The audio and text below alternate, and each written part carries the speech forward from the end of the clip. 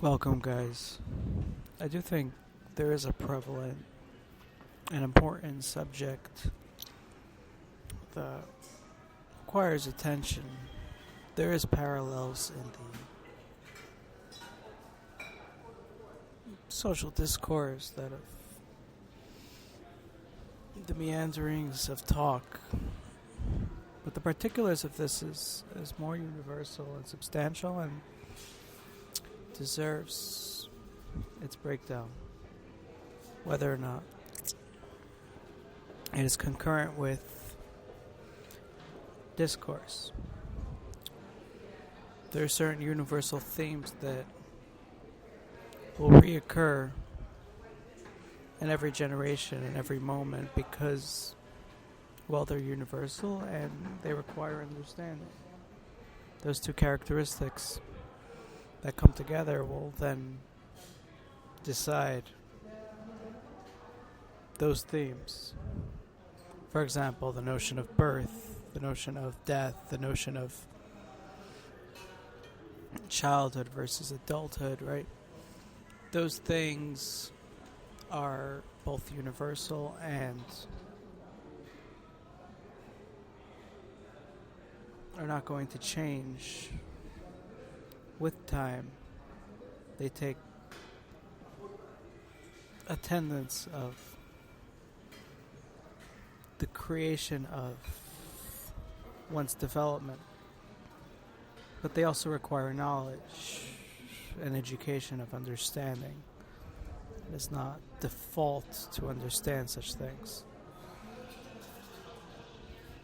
Anyhow, the theme of discussion at the moment, I think it's prevalent, I think it's important, is the power of a victim.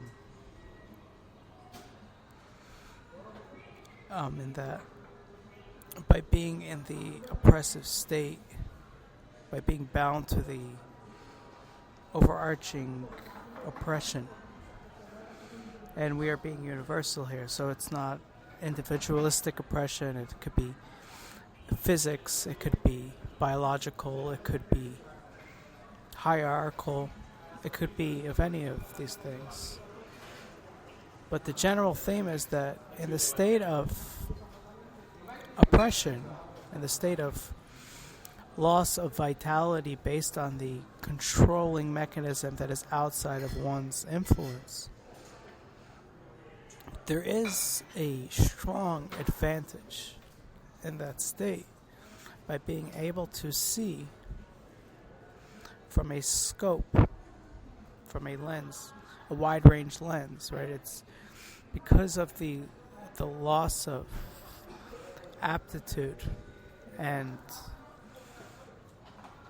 composure, one is completely honed in on the specific focus and ability.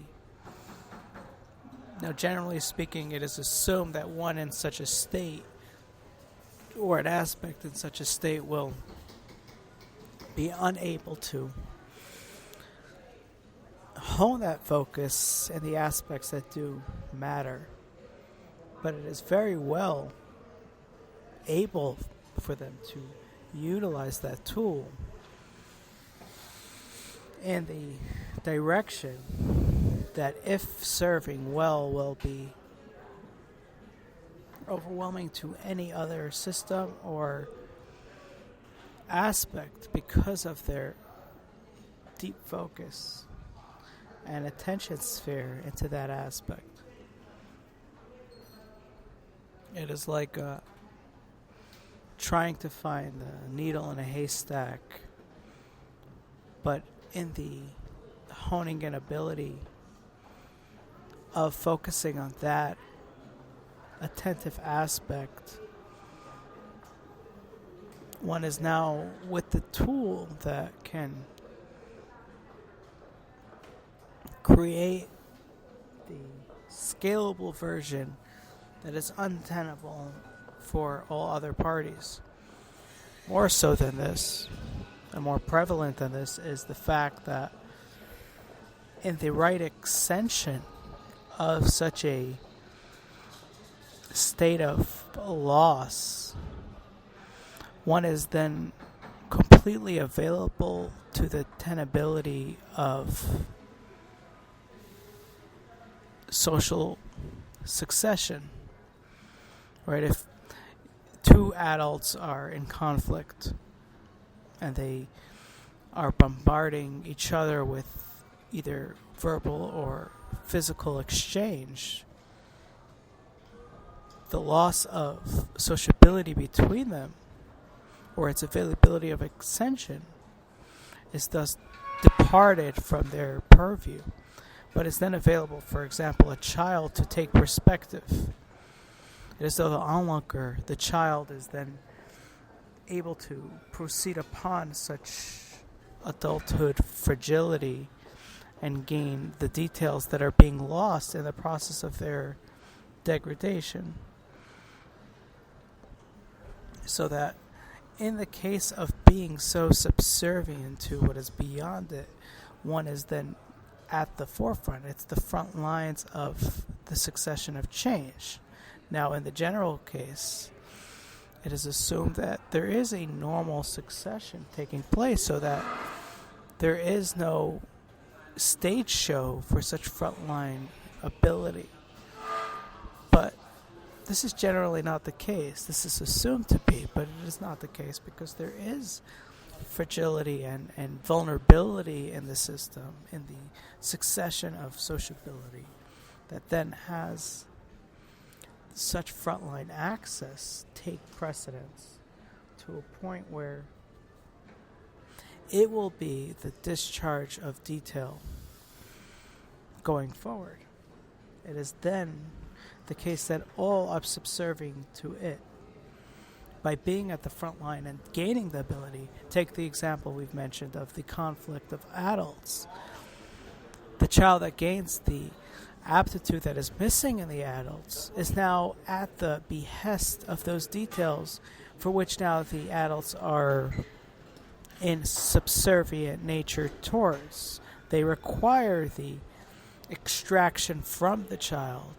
They are dependent of the details of understanding that continues onward through the child to gain that level of detail that has been lost. Yet, the very state of nature of being in a social status of oppression has the dependence, these new converted dependents, for being unavailable, at least in their status, to such acceptance. This leaves them at a standstill, which only further exemplifies the premise of